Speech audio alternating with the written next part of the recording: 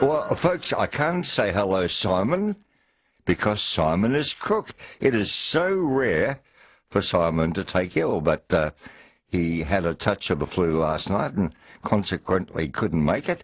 But in his place, what a replacement. Somebody who walks tall, Andrew McLaren. Oh, thank you, Phil. How good to be here. I haven't been part of the Nightline family for months. No, but I do enjoy your Friday lunch. Oh, thank you, Phil. And your other activities. The reason Simon has taken ill this week, I think, he and I did a gig on Sunday afternoon together at the Copacabana in Collingwood. In Smith Street, Collingwood? Oh, yes. You didn't know. We sang with the 19-piece big band. You did. Yes, we had our solos, and we did a duet. And what's happened, the same thing happens to Tony Bennett. I know after he did the CD with Lady Gaga, I know that he came down with a wog for a few days. Well, obviously, I am Simon's Lady Gaga, and I've had the same effect on him as well. As long as you don't wear that meat dress, like the old lady. That's all I pray. Isn't Tony Bennett amazing at 90? It's incredible and still going strong. Yeah, he says of all the people he's recorded with over the years, his favourite artist is Lady Gaga. Yeah, very nice. She's so versatile. Their Lady is a Tramp is fantastic. I agree, yes. The energy in it is amazing. I know. Have you ever seen Tony in concert? Yes, twice. And he puts down the microphone, and it doesn't matter how big the auditorium, he sings without amplification. Occasionally. Yeah, and does it very well, and you can hear him in the back row. Yeah, I remember the first time I ever saw him, he did an interesting thing too. Without the microphone, he sang, what's it, Rags to Riches, one of his very first songs. Very early song, yeah. And he got the whole audience to snap their fingers. Oh. And, you know, I'd go from rags to riches. And just with the accompaniment of our finger snapping. A survivor back to the early 1950s, at the same time as Guy Mitchell and Frankie Lane. That's right. A phone call from Jane Holmes to tell me, and I was shocked to hear, as we heard on the news at 10, that our good buddy Peter Callaghan has passed away rather suddenly. In fact, Jane was with him when he died. Yes. So that would have by been... chance, as it turned out. He was visiting him in hospital, and I was very sad. I received a phone call this afternoon from Stephen Beers here, manager of 3AW, yes, to inform me, and I really was quite stunned on the phone. I realised he had some health issues.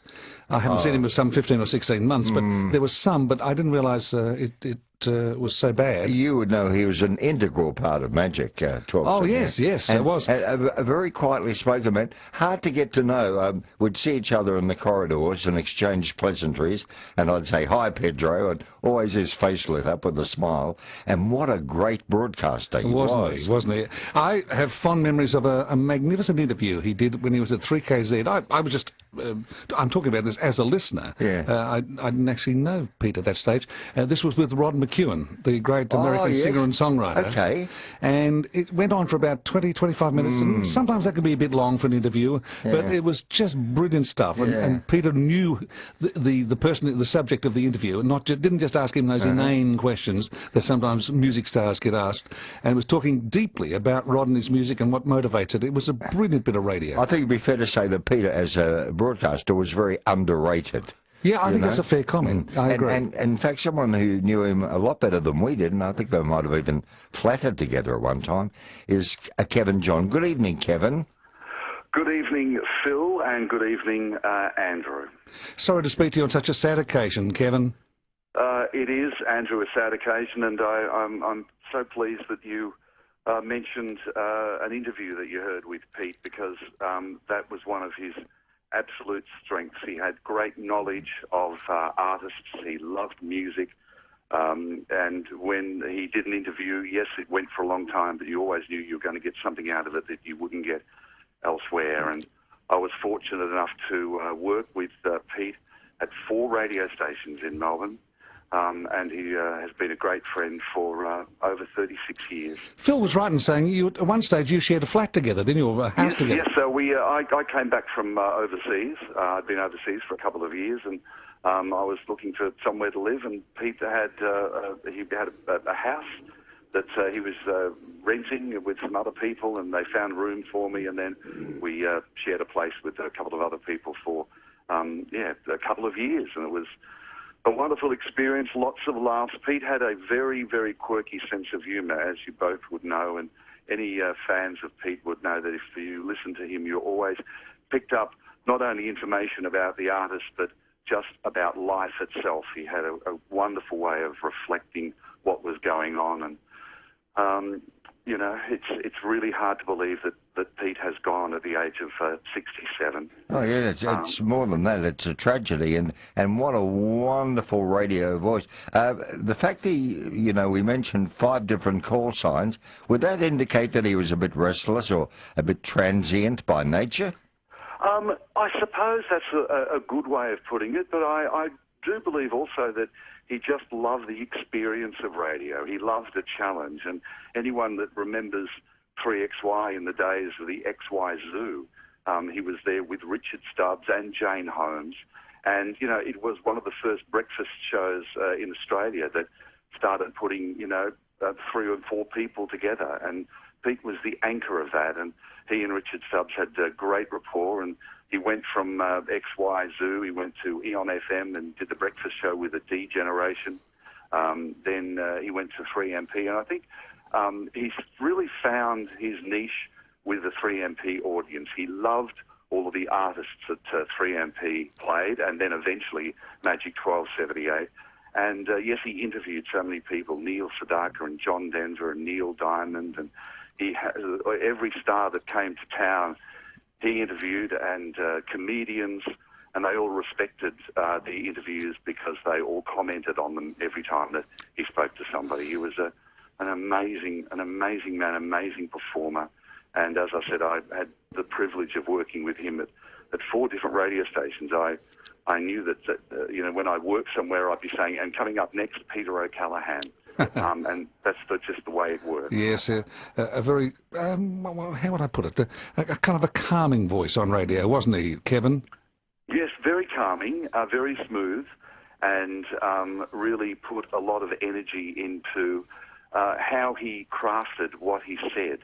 He loved his audience, and he loved his music, and he loved rock and roll. He loved Elvis Presley. He hosted the Elvis Hour. That's right. On Magic, right up until April of last year when it all came to an end.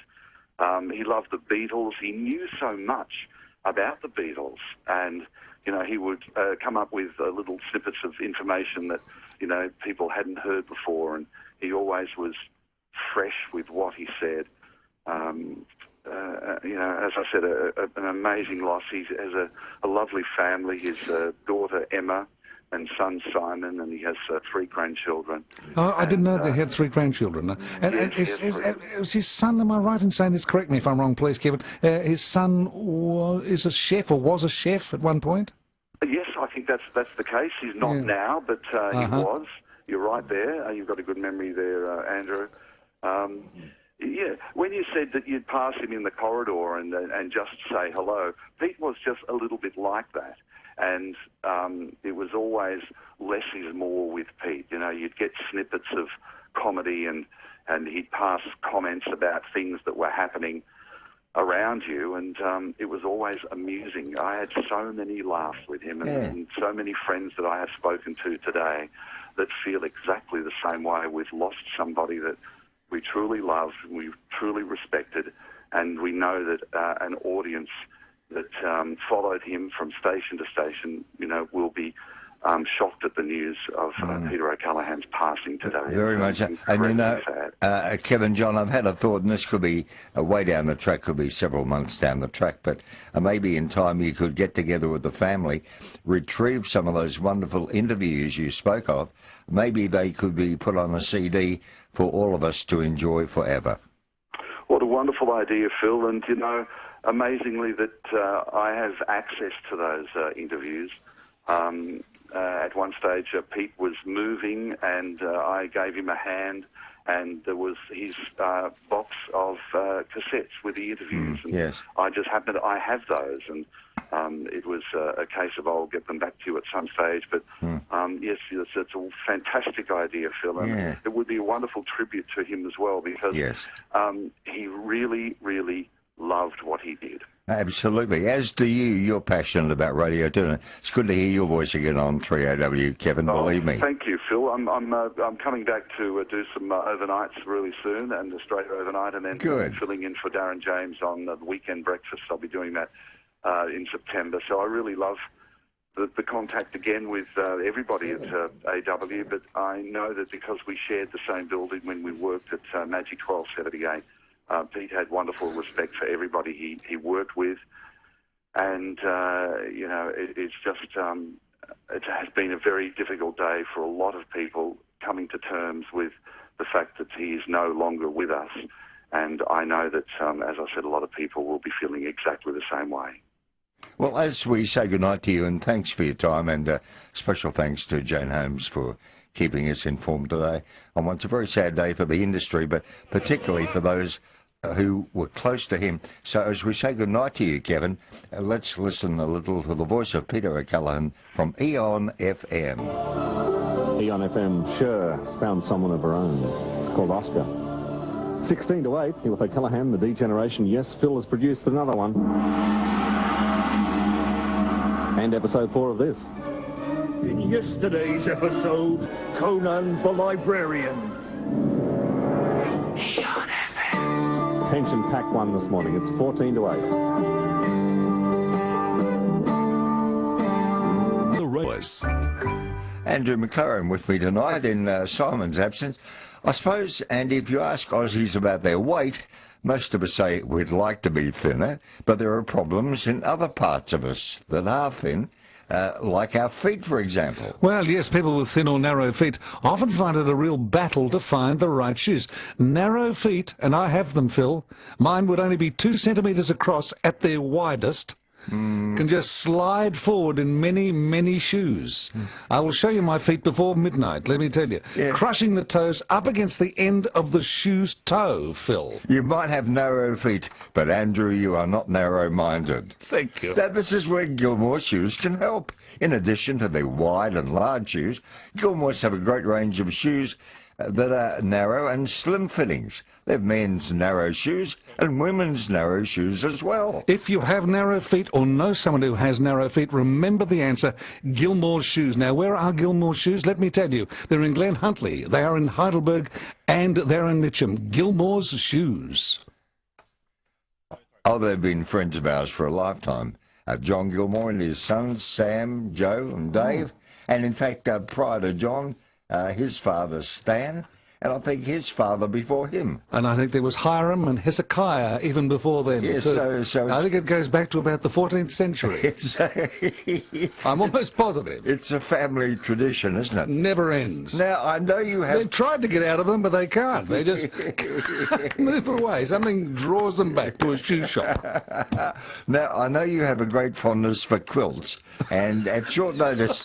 Because you were coming in tonight, I've organised something special for you. I know you won't sleep, but we want to talk about a quilt fair that's happening very shortly, and we want to say good evening to Katie Sommerville. Hello, Katie. Oh, good evening to you both. And I'm sorry we're a little later than we planned, but you know why. But we're very keen to talk about the quilt exhibition, where it's on, and I think it's at the Ian Potter Centre. But what's the history of it? It's been around for years, hasn't it? Well, that's right. The exhibition itself just opened a few weeks ago, and it's called Making the Australian Quilts. And we look at quilts from 1800 right through to 1950. The exhibition, as you say, is on at NGV Australia, which is the Ian Potter Centre at Federation Square here in Melbourne. Oh, look, I'm sorry, Katie. Ken, that's a terrible line. We're going to call you back. Are you on a hands-free, perhaps, Katie? Are you? Yeah. Oh, no, it's very hollow. Can you change hands for us, please? Oh, that sounded better, Katie. Okay, that sounds clear? Just bang your phone for me. Okay. Yeah, we'll persevere with that. If it's irritating, we'll call you back. But I remember Bruce and I used to go to quilt fairs at the exhibition buildings going back many, many, many years. So Australians love their quilts. They absolutely do, and the real pleasure with this exhibition is that we have pulled together over 88 very rare and special historical quilts some made by convicts on their voyage out to Australia, some treasured quilts brought to Australia by the first settlers, and then even quilts made in the most difficult of circumstances, in prisoner of war camps and during periods of hardship and depression. So there's a real breadth and richness to the story of Australian quilting. Yes, it's going to be quite something. I read here, Katie, that you've got a quilt that's made up of an elaborate ball gown that was worn by the Mayor of Melbourne to a fancy dress ball. No, it was worn to the Mayor of Melbourne's fancy dress ball, I'm sorry, in 1866. It's pieced together with the custom-printed silk satin images. Is that actually the genuine material from that ball gown from the 1860s, is it? Absolutely. Now, this is one of the real treasures of the exhibition. We haven't limited ourselves to quilts that go on beds. We've looked at all the different ways that quilting has been used in our history. And this fancy dress costume is incredible. It's newspaper articles from the 1860s that have been screen printed on silk and then made into this incredible ball gown that was worn to the Royal Exhibition buildings. 1,200 people in attendance.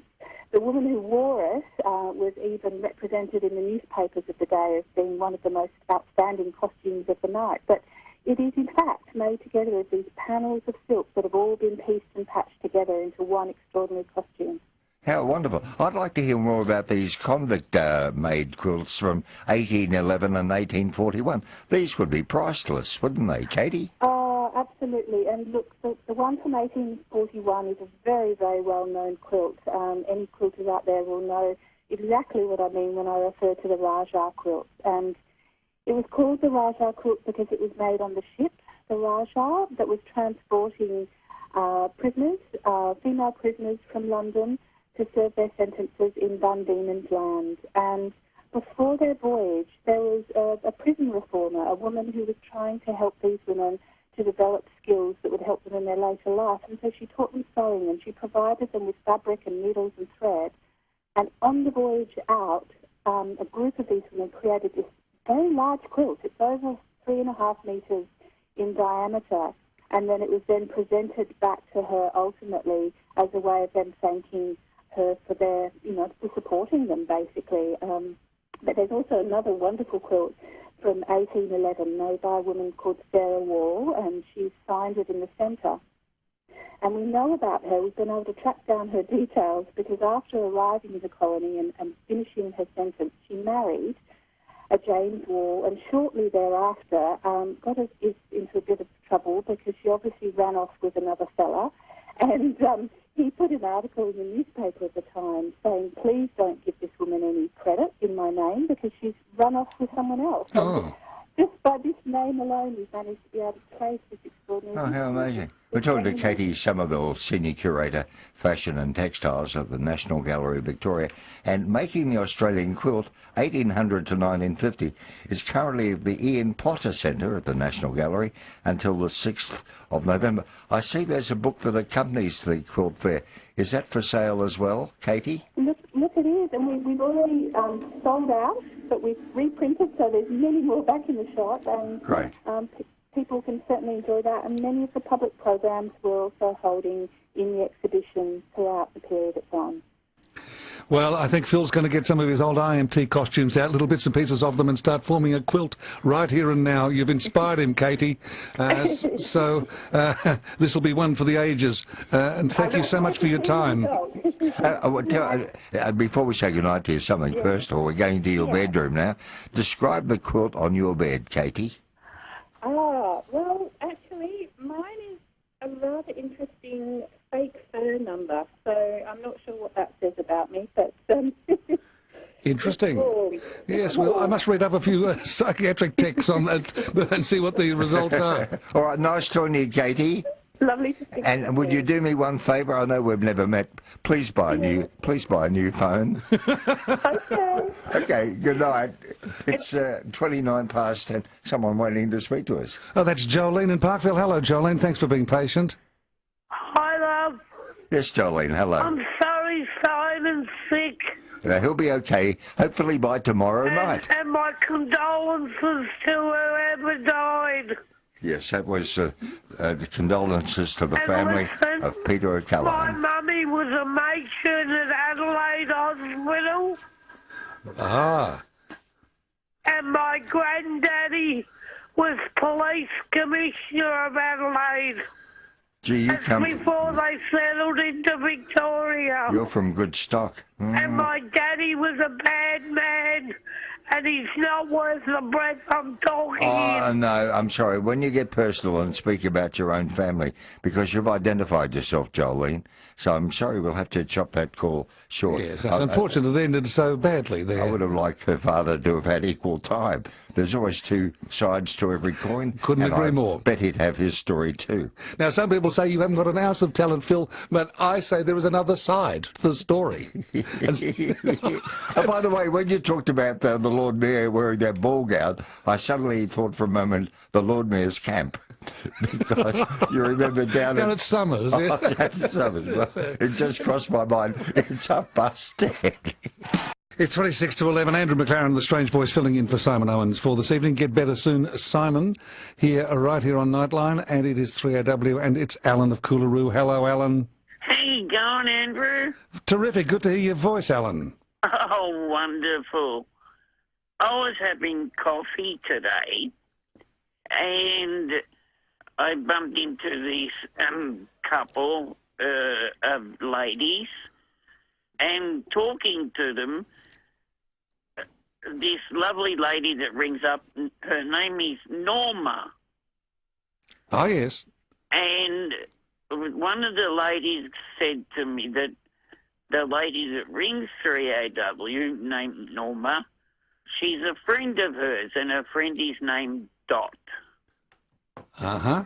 So that's why I was ringing to Oh, that's good. Well, you know. Norma is listening. Well, Nightline's a closely knit family, Alan, and you are a part of it. You know that. It certainly is, Phil.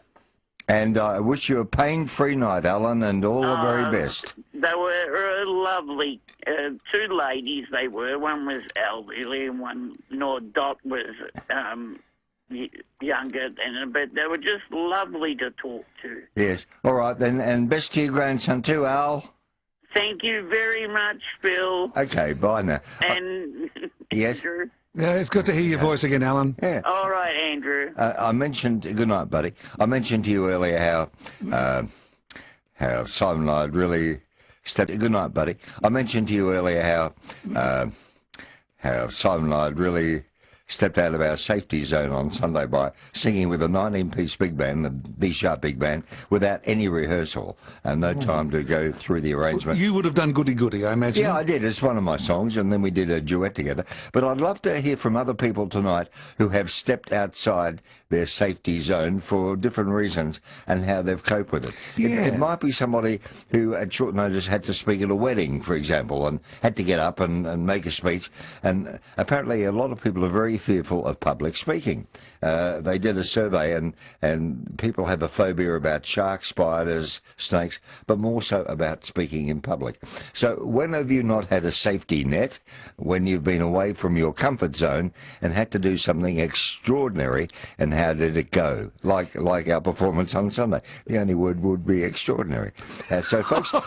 What a generic word that is in those circumstances. An extraordinary performance, was it? It's on Facebook. You can look at Really, it before guys? you go. Oh, it was recorded? Oh, yes, it's on the 3A. Jim Shembry filmed it. It's on the 3AW Nightline Facebook. Oh, I must get to for that. the world to see. It might end up on Rage, perhaps, at the weekend, Ken. Could end up on MTV. Who knows, the future of that segment we did together? No? Yeah, no, it'd be the final episode if it did. Oh, he's a cruel man. Oh, he's very cruel. This is Stephen in St Kilda. Hello, Stephen. Hello, Philip, and who's this? Andrew McLaren. That would be me. How are you, Andrew? I'm good. Good to hear your voice, Dave. Do you ever remember the famous micronite filter on the cigarettes? Just repeat that again, Stephen. The famous micronite filter. Oh, yes, on some cigarette they had, some brand. We'd rather not talk about cigarettes, Stephen. What's your point? Just just a reminder, that's all. Oh, yeah, well, it's sort of a taboo subject. Yes, I've got to explain this just to people. We are actually, by law, we are warned every year, aren't we, at those meetings we have, that we are not allowed to talk about cigarettes, even cigarettes that are no longer in production. No, because it might encourage someone to take up smoking. Yes, it's become, I think, a little bit too nanny-ish about the whole attitude, but because if you talk about something that's happened... Well, they are most important, you know. Well, I don't know if you... Well, yes, they are to some people, unfortunately, but it has become a little strict, I think. Well, we came unstuck the other night. Don't know if you were here, Ken, or perhaps Bianca, but during the passing parade we play old ads, as you'll hear tonight after 11. And the old ad the other night mentioned a cigarette company by name, so we could lose our licence about that. 96900 693. I've got some product from Shock Entertainment to give away, some DVDs to give away. Also, a Dilmah tea hamper, which is worth winning, and a $50 pancake parlour voucher. In fact, you can flag me down when you think somebody's worthy of one of these prizes. Yeah, Andrew. they're good prizes too. And, hey, talk about stepping outside of your comfort zone. Can I throw in something here, Phil? Yeah, something you've done. Yes, and it was not that long ago. Dennis Walter, well known to 3AW listeners, of course, organised some live shows that Darren James and I would appear at. Oh, that's right, yes, different pubs. And one of them, he got me to perform on the piano without ad-lib as such, and he hadn't pre-arranged any of this. Okay. I have a feeling you might have been there, Kendrick. I was, yes. At the Chelsea Heights Hotel. And it was not exactly, shall we say, a concert performance, was it? I didn't know you played piano. Well, I sort of do it at an amateur level, and I haven't got any sheet music with me. And what piece did you choose? Oh, it was just a bit of rough boogie-woogie. Oh, how wonderful. On the spur of the moment. Well, yes, but he has a band. He had his band to accompany me. That was the most wonderful part. I mean, it's hard enough, especially with the pressure of an audience, to suddenly become a pianist, even though, you might tinker at it at home and entertain yourself, and that's all wonderful. Yes. Suddenly when there's an audience, but then the band kicked in, and they thought, oh, we know this tune, and suddenly you've got to keep time and tempo. And sweat is pouring off me. Anyway, I got through it. And was this also on air as part of Friday Lunch? No, never went to air. Oh, no, thank goodness it never went to air. Okay. But maybe people, as you say, 96900 693, have you stepped outside of your comfort zone? Sometimes been forced outside of it, like I was. Yeah. And if you have, what was the result? As Bianca and Ken know, because they were there on Sunday at the Copacabana, even though we didn't rehearse, I deliberately sang Goody Goody a key lower, an octave lower than the band were playing. Now, it might have sounded on the day a little bit weird, but people will never forget my performance. If I'd sung it properly, it'd be all over and people would get on with their lives. But the fact that I was singing the same song and we all finished together, but I'm not Michael Bublé.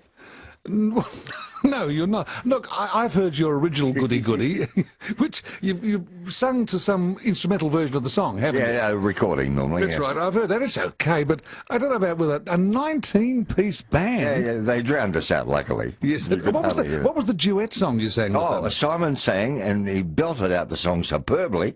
Saturday night is the loneliest night of the year, of the week. Oh, yeah. Sinatra's song from the 40s. And then we did together Come Fly With Me, a Nelson Riddle arrangement. The mind boggles. The funny thing, during the week we forgot what we were doing. We were rehearsing Fly Me to the Moon, then realised we had the wrong song. Aaron, hello to you. Welcome to Nightline. Hi, Phil and Andrew. G'day. How are you? G'day, mate. I went out to Malmesbury today with the Hawthorn Salvo Hawks, and it was a pretty even game. But that was outside of my comfort zone because it was at Malmesbury Youth Detention Centre. And were you playing or just a spectator? I played one quarter. Good. And so I was coaching. How did you feel? Did you feel like you'd done it? You'd got by? Yeah, but we lost by 2 goals. Oh, well, it's not a horrible loss. It was pretty close. And they got away from us in the first half, and then we caught back a bit. But it was too late by the end of the game, and they beat us by 2 goals. Oh, well, I think that's pretty good of you, Aaron. That's stepping up to the plate as such like that. It wouldn't have been easy.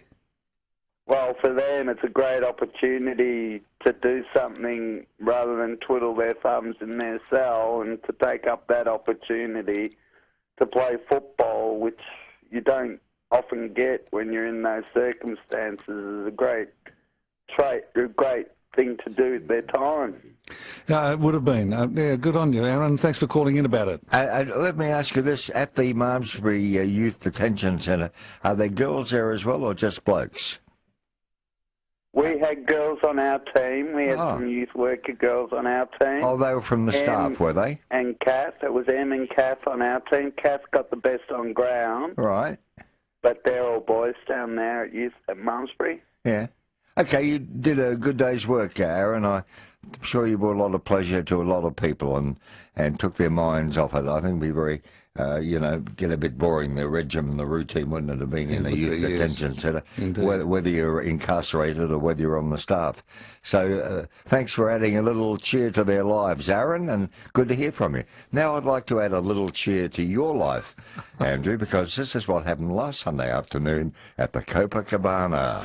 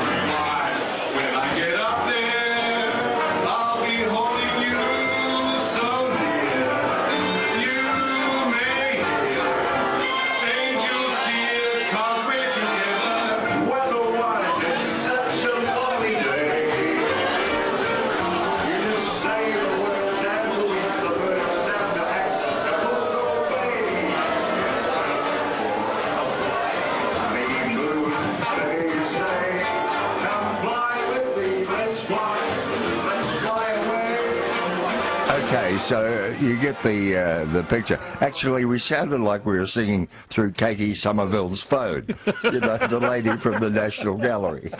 Look, I've got to say, hearing of that, what a fabulous band. That must have been a great afternoon of music. And they get together the first Sunday of every month at the Copacabana, Smith Street.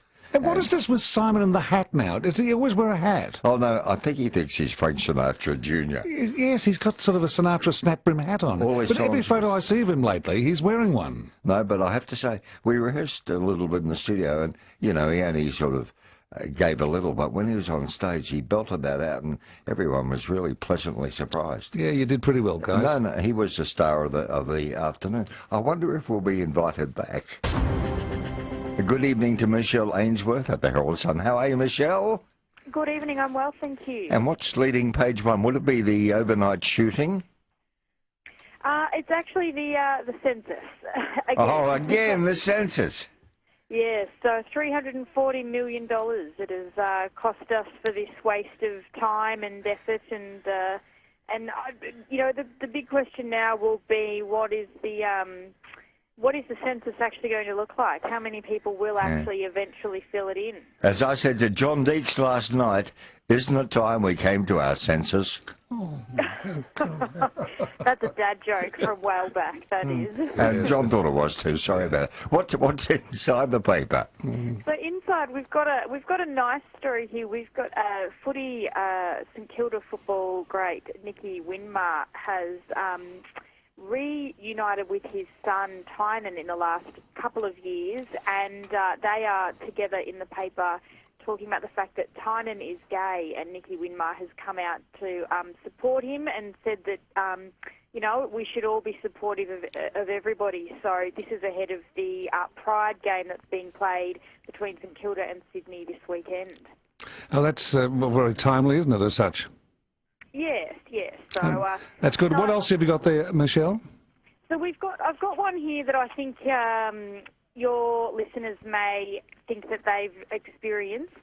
There is a shortage of beef across the country because of years of drought conditions, and that is causing the price of beef to go up, and that is seeing some of our butchers are struggling because if they were to charge us the price enough to make a profit off the beef, then we would never be buying it. And even as it is, everyone appears to be buying cheaper cuts of meat like mince instead of your good quality steak. I didn't realise. Yes, I still enjoy a good steak, nothing like it. But yes, I must say the last time I bought a steak, it was like $11 for one T-bone. How do you feel, Andrew, about a good mince? Yes, always ready for a mince. You know that. All right, I love to mince. Good reading, Michelle, in tomorrow's Herald Sun, and the lift out will be the Hit magazine, of course. Yes, it will. Okay, talk to you again tomorrow night. Thank you. Bye. And for those who've just tuned in, Simon's out of sorts tonight, and I'm in company with Andrew McLaren. And we are with you through until midnight tonight, of course, with Nightline. And we go to calls here, is that right? Yes, please. There's Dave at Frankston. Well, good day, it's Doug, actually. Hello, Doug. How you going? Yeah, I just found out about Peter Callaghan passing away. I met him all years ago when he was down here in Frankston at MP, and he was a nice guy. Sadly, going to be sadly missed. Yes, he will be. It will be indeed. It's nice of you to pay tribute, Doug. Yes, of course, you're talking about one of his years at the 3MP, it would have been. Yeah, Magic, yeah. And Magic, that's right, yes. He's a great broadcaster and came as a shock to many of us. Yeah, yeah. I just heard about it before and I thought, oh, wow, you know. I was about to go to sleep when I heard it. I woke up, and rang you guys. Doug, I'm glad you rang. I'd like to give you a gift from Shock Entertainment. It's a couple of DVDs of the TV series Law and Order. Oh, terrific. In fact, you're getting 12 DVDs. How about that? That sounds great. You'll really enjoy that. The show starring Jerry Orbach, of course, and Sam Waterston. It was so popular, and I think you'll enjoy watching them all over again. Doug? Thanks very much. Hang on, we'll get your address off the air. It's 5 to 11. This is Nightline on 3AW. People are happy to hear your voice. We have a full board, and Kent's made an executive decision. Because of that, in the next hour, we'll preempt the passing parade for tonight. Whoa. He's got big for his boots since I've last been here. Oh, that young Kendrick. I think he must have had a pay rise or something. It's gone to his head. A bit of a pimply youth. I think he still needs to. Anyway. Cameron's there for you in Berwick. Hi, Cameron. The Kentsters, yes. Hello, Uncle Andy. Hello, Cam. Good to hear you too. It's like old home week here for me. Yeah, and I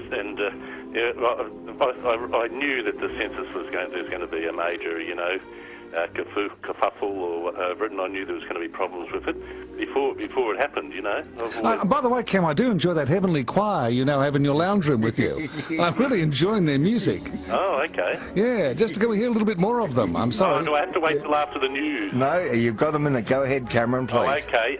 Pilates. I don't have much time, so Pilates. I like pilates. I think that's better. It's a bit like the minestrone soup with the salmon with quinoa.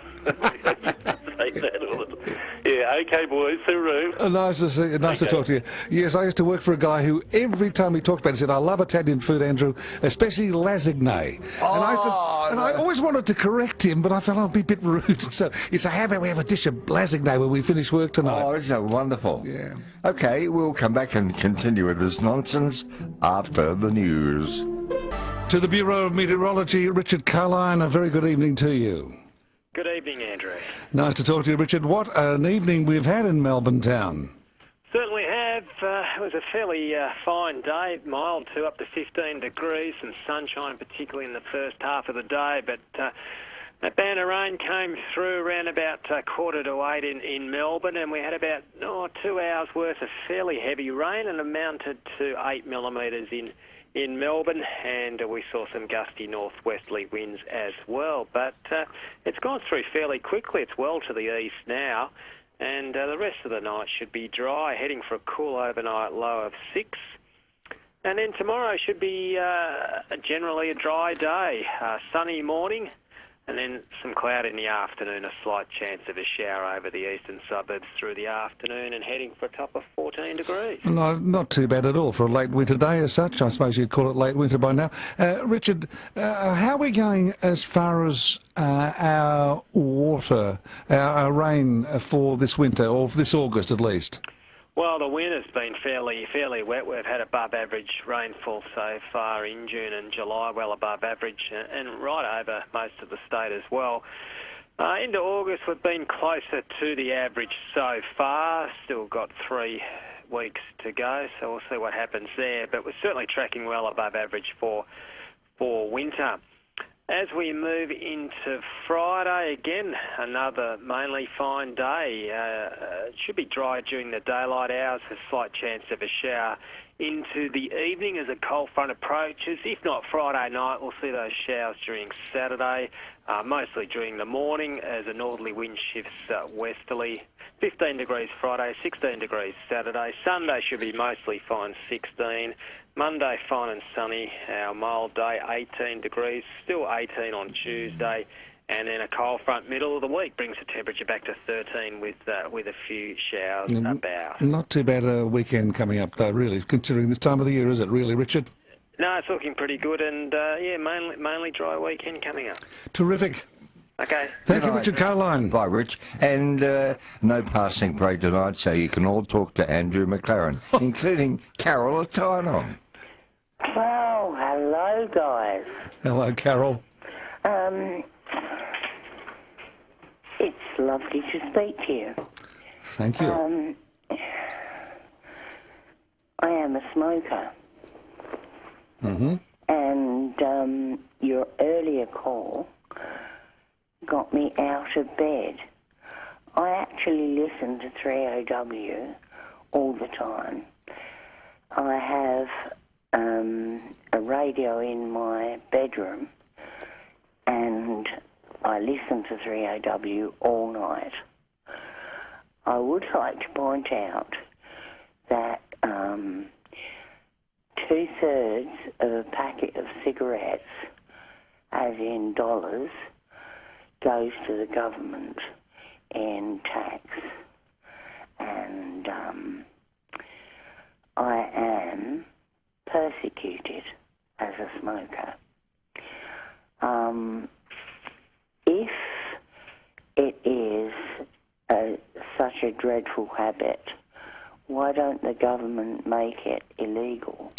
I think they realise that it would only push it underground and push smoking into the hands of criminals, really, or the supply of tobacco. Well, may I point out to you that there are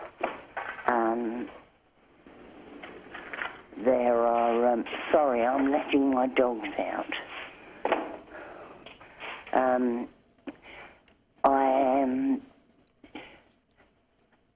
There are injecting centres for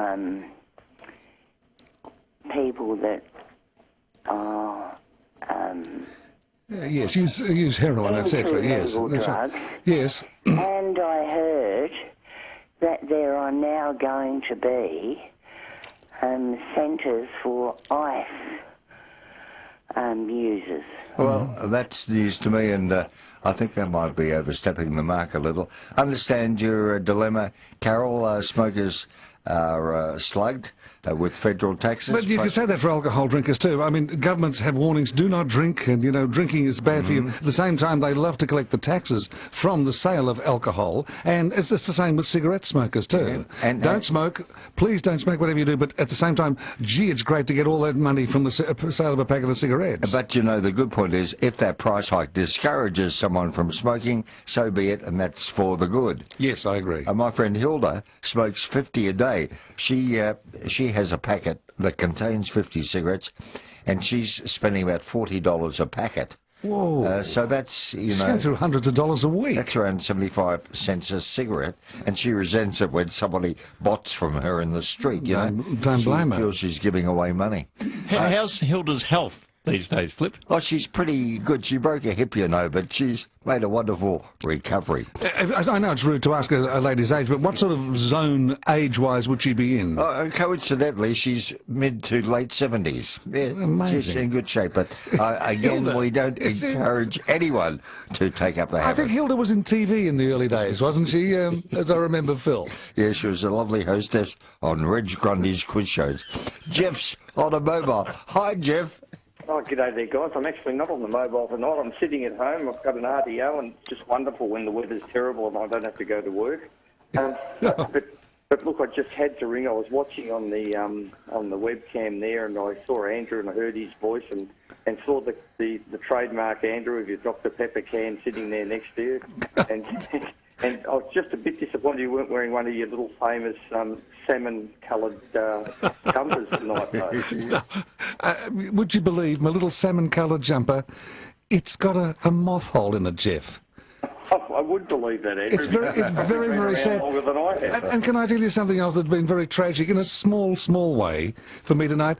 Joanne is using a fridge wipe with a vanilla essence to it. And she has wiped everything in the fridge, well, all the walls and the racks, with this damn essence. And it's everything, including the Dr Pepper can, which was sealed in the fridge, which I've taken out of the fridge to come here to work tonight, now reeks of vanilla essence. My fingers are just like one giant sort of, vanilla ice cream. And it's driving me mad. Every time I can have a taste of the Dr Pepper, all I can taste is vanilla.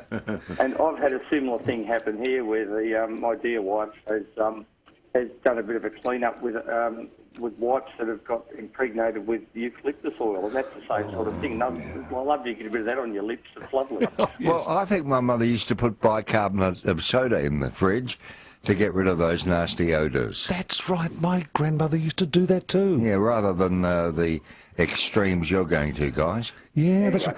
Yeah, that's. Look, thank you very much for calling in, Jeff. It's good to hear your voice. It's great to hear and see you, and yes, we'll probably see you down the track somewhere again. Thanks very much, guys. I hope so, Jeff. Yes, all the best. Enjoy your RDO, what's left of it. And we always enjoy Friday lunch, a certain highlight of the week for me, Andy. Thank you. And your music shifts as well. It's 14 past 11. Have you heard Ross and John in Rio this week? I have had the pleasure of hearing the Breakfast Boys, and they are sounding absolutely wonderful. You've been to Rio? Never been. Have you been, Phil? Oh, yeah, I've been to Copacabana and Ipanema and all I've heard terrible stories about life, actually living in Rio de Janeiro. Can I tell you one of them, please, just very quickly? Yes. Lady is telling me that she lived in Rio de Janeiro for about 18 months of recent times, and she was told that the chicken is beautiful in Rio. Always eat the Brazilians love chicken.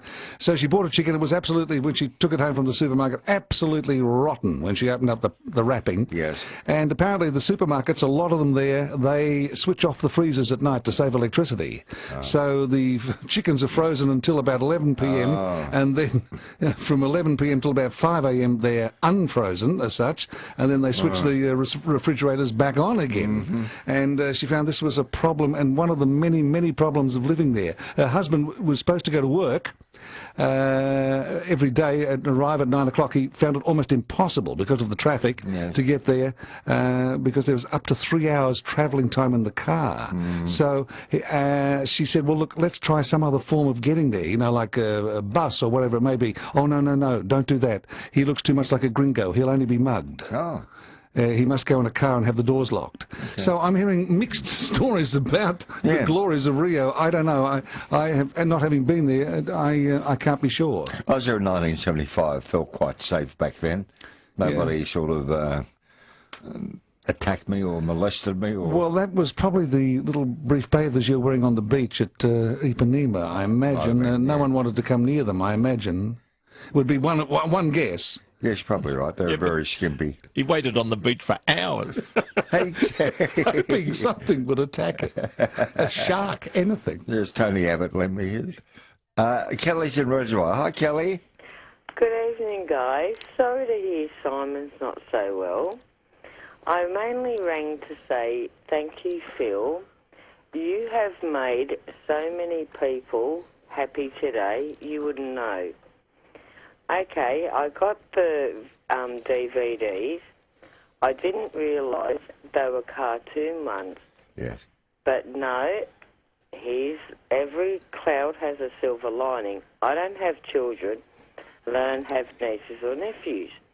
But where I work, have you seen those bikes that they sort of have the cart on the front, made of wood? Uh-huh. Well, there's a father, at times there's 1 to 4 kids in there, and they always yell out, "Hello, Kelly," and he tings the bell. Yes. So what I did, like, they're only about 4 or 5, these kids. I gave them to them. They were so ecstatic. And my friend Grease Lightning, when I won the tea, because she was curious to know if Bert went to the same school. Yeah, in Holden Street, North Fitzroy. Yeah, well, she doesn't have a lot of friends, and I don't drink coffee. Once in a blue moon, I might have a tea. I'm a Milo girl.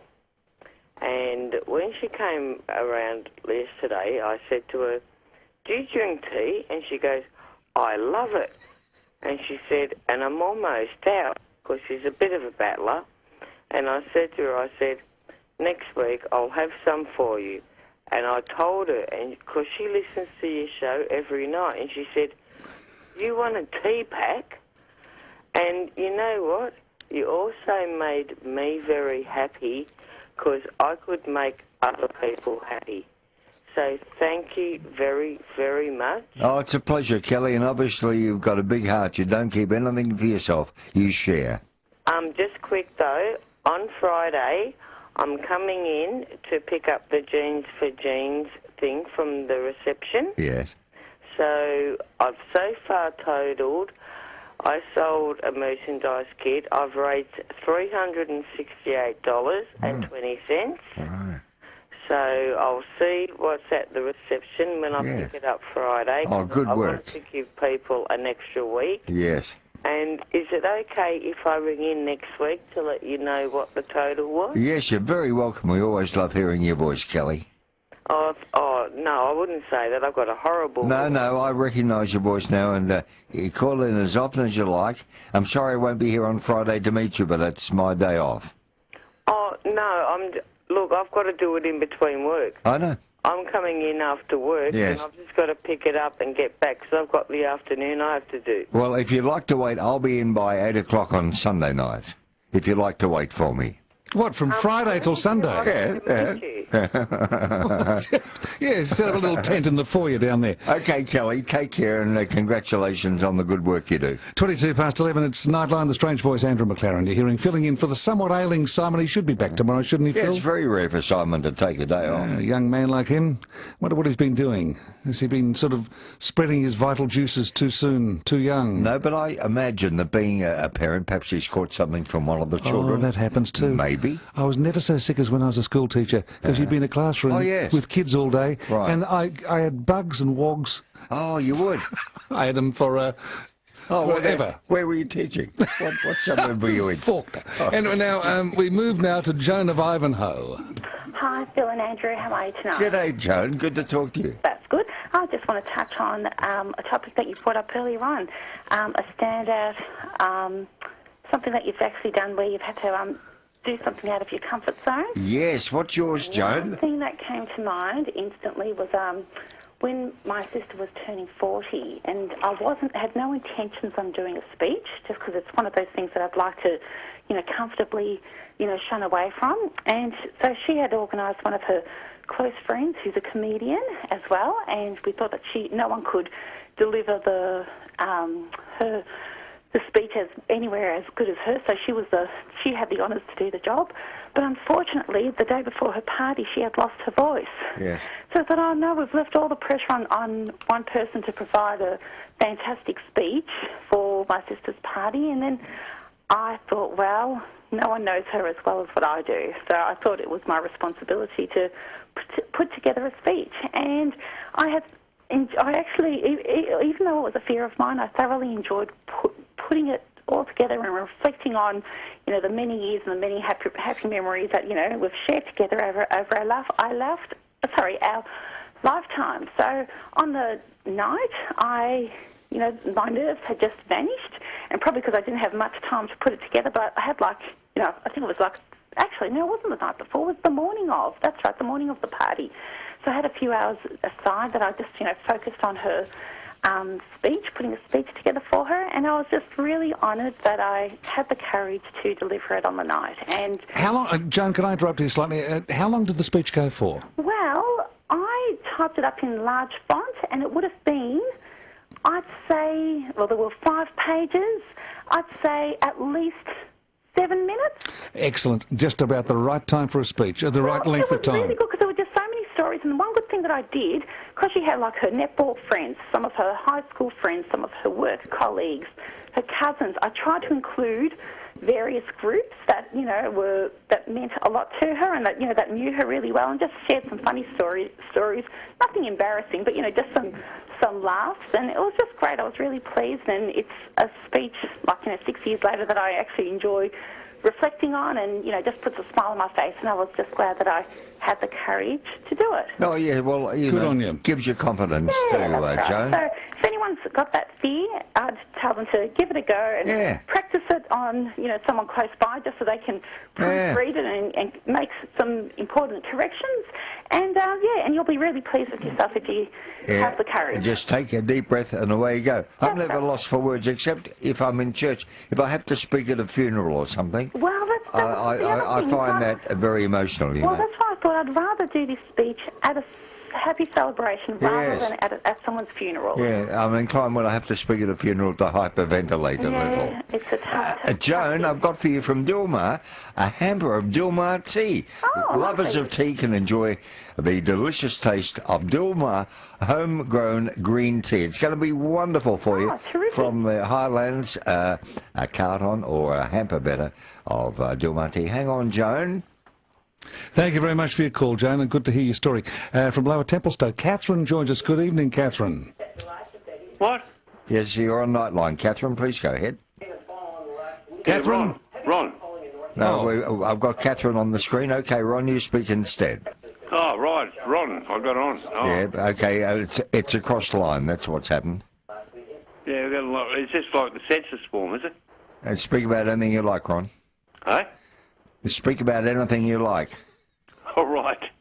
Yeah. Yeah, I see what you mean. Yes, yes. Our computer went down and we thought you were Catherine. That's right. Yeah, right. So, how'd you go? Did you fill your census form out, Bill? Well, mine only arrived today. I asked for a hard copy, and mine only arrived in the mail today, but I've still got a month to complete it. No, I got my paper form. Yes. I haven't got a computer anyway, but I don't want one. But that's why these hackers get into things, and I probably miss out on a lot of things, but I'd probably gain a lot of things as well. But yes, it's a two-way street a bit with not having a computer on. And so, no, there's no trouble. I filled out my census today. We're doing a paper one because I'm a bit of a traditionalist like you, and I'm glad. And it's an easy task. I mean, it's not hard to do. No, it only took me 5 minutes. Yeah. I'm 79 years old. Yeah, but I want to make a remark to see how many people in the household. I've got a possum living up on the roof, and I've got my dog. So I didn't lie. Well, I'm very disappointed pets aren't included in the census. I believe they should be. Yeah, well, and another thing, Phil. Yeah. You there? Yeah. Right. There you go. Yeah, what do you want to tell me, Ron? About the railways now. I was a train driver. Yeah, I know. I was talking to an old mate of mine tonight when the Curramborough line used to be open. Oh, yes. We used to run trains up to Curramborough. Were they steam trains back then? Yeah, steam, 1962, mate. Fantastic, mate. The old R-Class. Oh, I wish I'd been on board with you. Yeah, and we they had a sand train, used to pick sand up there and going up the bank. Yeah. And used to take it down to Spotswood. Oh, yes. They used to make glass out of it, the sand. All right. Mm. Hey, Ron, while you're on the line, I want to send you a couple of DVDs from Shock Entertainment. Andy and I would like you to have Law and Order, and this will be a total of 12 DVDs. You can imagine this will run for hours and hours and hours. What's this about, trains or what? No, it's from the TV series Law and Order with Jerry Orbach. Nothing to do with trains. You'll love it, Ron. Absolutely wonderful. And on the way, as you're watching it, you can sing "Pardon Me, Boy, Is This the Currumbara Choo Choo?" No, it doesn't run anymore. Okay, mate, hang on for your prize and enjoy Law and Order. As we go now to Rio, to Shane McGuinness. Good evening, Shane. Hey, very good evening to you, Phil. Andrew, day 5 of the Olympic Games here in Rio. And got to be said, it's not the Rio that you see on the postcards. Cloudy, wet, windy, a little bit muggy, as well. Of course, the cancellation of a few events today, including the rowing. Australia had a chance for a gold medal this morning here in Rio in the rowing, the men's quad sculls. But we're just going to have to wait a little bit longer for that potential medal. So a few cancellations, wet and wintry here in Rio today, but still a chance for a few gold medals a little bit later in the pool. Well, that's not too bad, is it, Shane? Oh, you're right there, Shane? Sorry, Andrew? That's all right, Shane. And how is the... I know I'm putting you on the spot, Shane, but I know you're a man who has a wealth of figures and stats to hand at any time.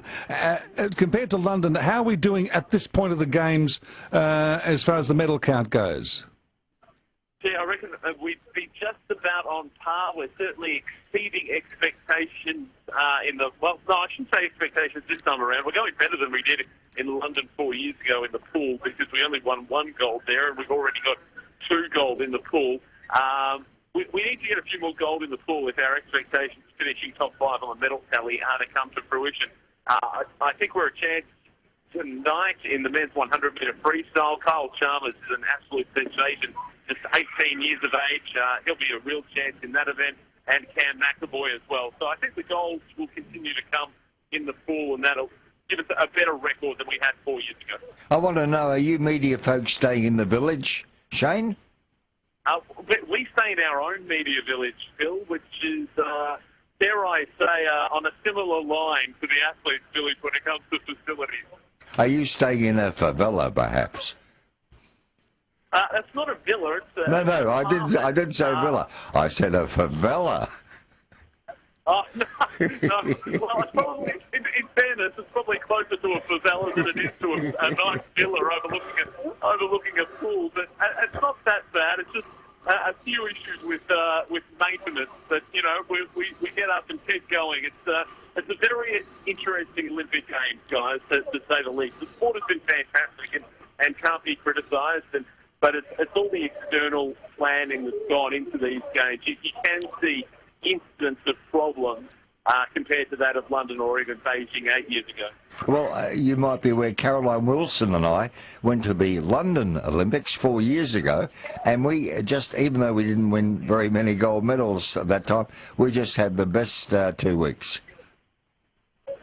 Yeah, I mean, it's a fantastic event, and I mean, even when you don't win gold medals, you still enjoy it, but you've got to think how much money is invested into sport in Australia, and that's why the results are expected to come, and that's why the AOC put on us this time around that, you know, we need to try and finish top 5 on the medal tally. I think it's still a realistic aim.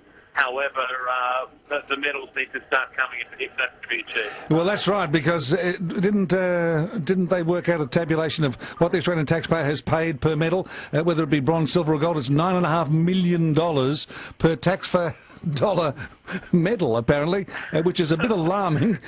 Gee, if that's true, Andrew, and I don't know the actual facts on that, but if that's true, it seems a little bit outlandish given what the issues that we have with health and education back home. But even if it's not quite that, I think you need to be able to get bang for your buck. And look, I know the Olympics is all about harder, stronger, faster, and, you know, everyone trying their best. But you think about how footballers are criticised week in, week out if they don't get a kick or if they don't get a mark. I think we have to be realistic too, that if our Olympians don't perform, and they are expected to, then, you know, they're going to cop a bit of criticism. That's what sport's all about, and that's why it is a multi-billion-dollar industry, and why broadcasters pay so much to broadcast the Olympic Games. Right. Very true. We'll let you get back to your tapas and sour cream, your your potato skins, your burritos and enchiladas. And do you beach volleyball bunnies that you've buddied up with in the last week? I'm just going to go play dodge the bullet in the favela, but hopefully I'll talk to you tomorrow. Okay, so all I can think to say, I'm trying to be topical, I'm trying to be friendly. Adios, amigo. Good night, Shane. And good on you guys. Talk to you. A great work you're doing in Rio de Janeiro. It is 22 to 12, a Nightline on 3AW. Andrew McLaren filling in for Simon Owens if you're just joining us. And I'm telling you about the right winter coat, and it's a better experience, and you know that because it's at the Coat Man. Home there at the Coat Man to thousands of superb coats, an incredible range of colours, of sizes and of styles. That's where I'm taking you this year for your Christmas present. I don't know what to buy you, Andrew, the man who has everything. But we'll visit Moshe and Nora at the Coat Man, and you'll be treated like a king or queen, whichever way you feel that day, and get a free scarf with your purchase. The Coat Man is at 595 Glenhulley Road in Elsterbeek. Now, it's open Monday and Tuesday 10 till 4, Thursday midday till 8, and Friday 10 till 2. And this Sunday, opening later than usual, due to the 9th of Av, commemorating the destruction of the Holy Jewish Temple in Jerusalem. Can I have those opening hours one more time, Yes, please? indeed. Monday and Tuesday 10 till 4, Phil, and Thursday midday till 8, and Friday 10 till 2. And Sunday opening later than usual, around 11 o'clock, I believe. Is that right from the previous commercial? I'm not too sure about that, but we won't go into a lot of detail. But we'll know the Coat Man. Oh, we can we? Yes. Yeah, opening later than usual at 11 a.m. And we'll be there, Andy. Fantastic. At the door. I'm going to shout you a scarf. Oh, they're free! You great fraud. 21 to 12, it is calls, of course, and Jeff's at Doveton. Hello, Jeff. G'day, Andrew. Yes, Phil. Jeff. G'day, mate. G'day. I know it's nothing to do with yesterday's ABS, but when I bought a car this year in April, I only saw once since I've owned it, the dash light checking, doing a physical electrical check on the ABS, and with this recent weather, the ABS was not working because the front wheel brakes locked up, and it shouldn't with the ABS in it. Yeah, of course. No, that's dangerous, yes. But with the ignition, the airbags, every time I turn the key, the airbags are doing an electrical check, but they're functioning, but the ABS is not. So it's, have you taken this to a service centre? It has been recently, yes, been serviced for the first service since I owned it, for the odometer. But How many Ks has the car done? 266,000. 266,000. What brand of car is it? Subaru. It's a 16 years old, with 2,000. Yes, it has notched up a few miles, hasn't it, Jeff? Yes. But very alarming to have that, play up the ABS like that. That is, truly frightening. Have you had a car that's failed the ABS check on the electronics? No. Have you, Phil? No, I haven't had that experience, Jeff. Are you a bit of a handyman yourself, tinkering with cars? No, I don't touch it because it's too sensitive with the brakes and all. Is it covered by a warranty? Should be, but it's a cheap car sale yard.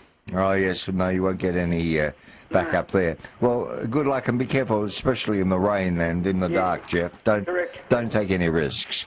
Thanks very much. Stay safe. Mate, I want to send you out a couple of DVDs. I presume you can play them. It's fabulous. It's Law and Order, the well-known TV show starring Jerry Orbach, and we're sending you out 12 DVDs. And work out how many hours for me. There's 2,100 hours. Golly. 2,100 hours? Sorry. Sorry. Jeff won't live that long. Sorry, minutes. Can you tell me how many hours is 2,100 minutes? No, I refuse to. I have no interest in... Or divide by 60 for me. I'll get back to you after midnight. It's a great prize, though, isn't it? It's a classic TV. No, it'll last you for a week, Jeff, at least. Compliments of Shock Entertainment. Hang on, mate. Yes. Karen at Sunshine. Hi, Phil and Andrew. Hi, Karen. Good to hear you on there, Andrew, again on the radio. You should have your own show. I always said that, you know. Oh, thank you, Karen. Thank you very much for that compliment. You're on Magic as well, aren't you? That's right, yes. I'm to be heard on Magic very shortly, in fact. It'll be a long night for you wearing another hat, won't it? Well, that's why I'm in pyjamas right now, Phil. Can I put in a couple of requests you'll play for me in the first yes, hour? Yes, what are they? Don't say Russ Morgan and his orchestra, please. We don't do that stuff, man. We're more swinging than that. Go ahead, Karen. On Magic $100 on the cash grab, whatever, or cash call, whatever. Oh, how unusual that Karen would win a prize on a competition. I can't believe it, Karen. Oh, yes, and but the secret to that is you've got to ring before they actually play the song or you won't get through. Oh, is that what you do? So sneaky. Anyway, that was good. But you're talking about going out of your comfort zone. Of course, all women would be with me on the childbirth bit. You know, I'll tell you what. I remember when I was 15 too. I went on a walkathon for charity, and I think it was back in the 60s. It wasn't kilometres. It was miles. I think it was 30 miles. Mm-hmm. We had to walk. Left early in the morning. Came back. Probably about 5 or 6. Oh, my feet were covered in blisters. I did the actual walk 30 miles or whatever it was, and so that was out of my comfort zone. Oh, that's a long walk. And if you hadn't done any prior training, it would have come as a real shock to the system. All right, Karen, thanks very much for your call. Andy, we'll take a break, come back with Vivian and Chris and Marilyn after this. Okay, Phil, thank you for that. Now it is Vivian and Dingley. Hello, Vivian. Thanks for holding on. Hello, boys. The only reason I held on was for you two. Thank you. Oh, you sweetheart. Phil, I wanted to say hello to you. Sorry that Simon's not there, but I have something to say about that in a minute. Yes. Thank you so much. I received the pancake parlour voucher you sent me. Good. And I'm going to go with my daughter and the grandchildren at the weekend. Oh, you'll love it. That's that. And the next thing is you, Simon, or not Simon, Andrew. Mm-hmm. When you were on Overnighters, I congratulated you on the fact that you were, being put off or giving it away so you could be at home with Joanne. So what are you doing since? You're going on extra radio stations. Yes, on 3AW sister station, of course, yes. I remember the night you had me in fits. Joanne lost her keys or a mobile phone or something. Well, I couldn't stop laughing at your antics. But then you probably don't remember that. I do. Oh, gee, you've got a good memory there, Vivian. Isn't it amazing? I found this in my radio career, that listeners remember things that I don't think are that important, and vice versa. And things I think aren't very important, they think are, or I think are important, they don't remember. It's just amazing. Yeah, I had forgotten all about what you're talking about, Vivian, but you're right. It's just amazing what people take from a radio program.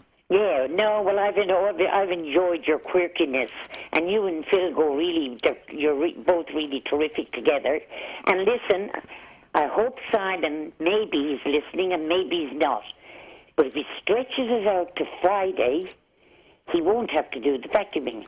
Oh, good thought. Hey, thanks, Vivian, and glad you're back on your feet again. Thank you so much. God bless both of you. Bye. Thank you very much, Vivian, for the kind words. Chris at Broadmeadows. Hello, Chris. Hi, guys. Yes. When I was waiting for a taxi at Broadmeadows Station tonight at 10 p.m, a fellow went past me and stated that did I see a black Mercedes flying around? And the air wing's out over this eastern part of Broadmeadows at the moment, and I think they're trying to search for it. But just make people aware that the salination plant gets turned on next month, or it's this month, August or September, and for people to boil their water because there's a stomach bug going around Victoria and part of Melbourne. Well, not from the desal plant. It hasn't even been used yet.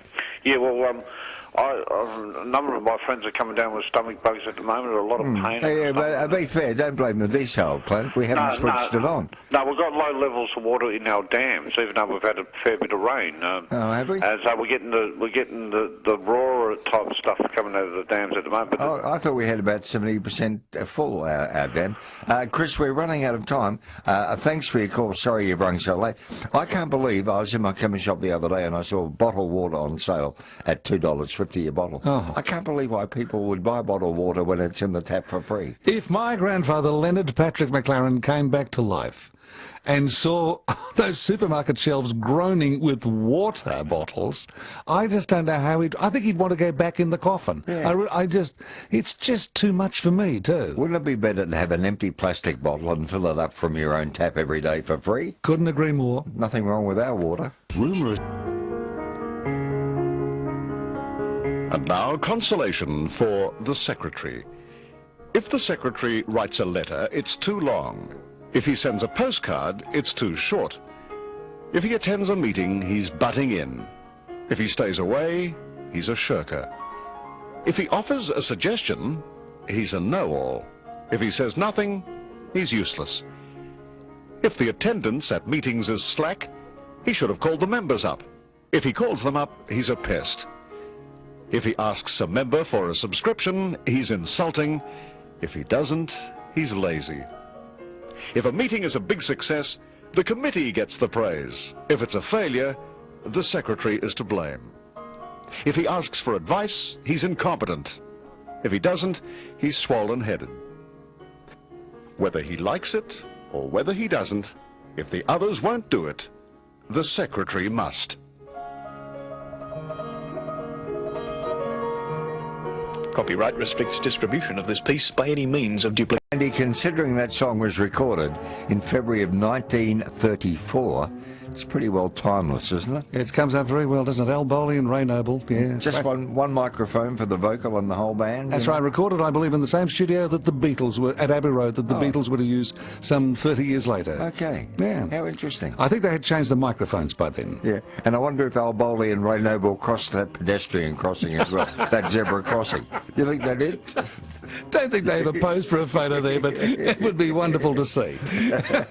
I've enjoyed your company very much. Hope Simon's back tomorrow night and in good form, but Andy, it's been a pleasure. And absolutely ditto to you, Phil, for that. And on my way home, I'll be torn between you and John Deeks. You know, you with your music and John Deeks with his talkback. I won't know which way to turn. You turn our heads, both of us. I speak for John, I'm sure. Thanks a lot, Kim. We've had so much fun tonight, and thanks to our special guest, the lady who makes the quilts. Yes. Are you off to the Quilt Fair? I bet you can't wait.